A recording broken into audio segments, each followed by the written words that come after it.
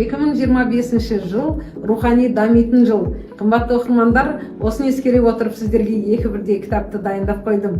Біріншісі жетістіктің жемісі деп аталады.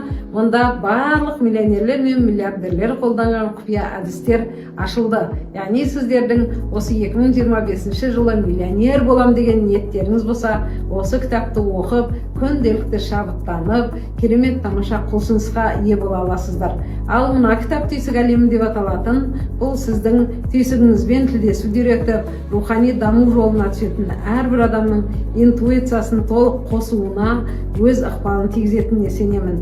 Әрі депрессия мен стресстен шығатын жолдардың барлығы талданды. Сондықтан да биылғы жыл осы екі кітап арқылы кванттық скачокты тоқтаусыз жасайтын және сонымен бірге өз түйсіктеріңізбен тілдесіп, бұйымтай жасау мен бұйрық беруді үйрене аласыздар дегім келеді. Баршаларыңызға сәттілік.